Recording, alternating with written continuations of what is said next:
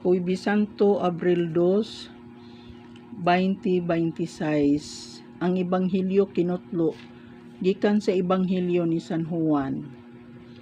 Bispiras kadto sa kasaulugan sa pagsaylo, nasayod si Jesus nga miabot na ang panahon sa iyang pagbiya niining kalibutan na ug pag-adto sa Amahan.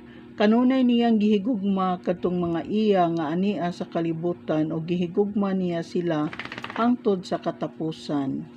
Nanihapon si Jesus ug ang iyang mga tinun-an niadtong taknaa gitisok na sa yawa ngadto sa hunahuna ni Judas nga anak ni Simon Iscariote ang pagbudhi kang Jesus. Nasayod si Jesus nga gitugyan kaniya sa Amahan ang tanang gahom ug nga siya gikan sa Dios ug moadto sa Dios. Busa mitindog si Jesus, gihukas niya ang iyang sapaw ug nagbakos siyag tualya, unya naghuwad siyag tubig sa planggana ug gihugasan niya ang mga tiil sa mga tinun-an ug gipahiran sa tualya nga iyang gibakos. Miduol siya kang Simon Pedro ug si Pedro miingon kaniya, "Ginoo, hugasan mo ba diay ang akong tiil?" Si Jesus mitubag, "Dili ka pa karon makasabot sa akong gibuhat, apan makasabot ka ra unya."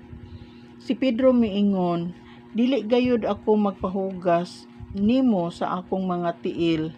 Apan si Jesus mitubag, "Kung dili ko hugasan ang imong mga tiil, wala kay labot kanako." Si Simon Pedro mitubag, "Kung mao kana Ginoo, dili kay ang mga tiil ko lamang ang hugasi kundi hasta usab ang akong ulo ug mga kamot." Apan si Jesus miingon, "Ang nakaligo hinlo na ug dili kinahanglan nga manghugas pa gawas sa iyang mga tiil. Kamong tanan hinlo na gawas sa usa ka ninyo."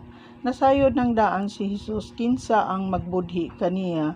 Busa miingon siya, "Kamong tanan hinlo na gawas sa usa ka ninyo." Human niya hugasi ang ilang mga tiil, gisulob pag-usab ni Jesus ang iyang sapaw ug mibalik siya sa iyang dapit sa lamisa. Unya nangutana siya, "Nakasabot ba kamo sa akong gibuhat kaninyo?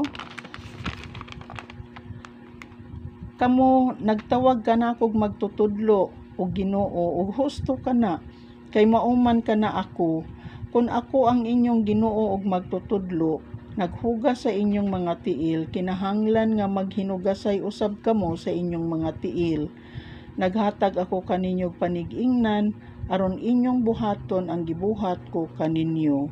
Ang Ebanghelyo sa atong Ginoo, daygon ikaw o Kristo.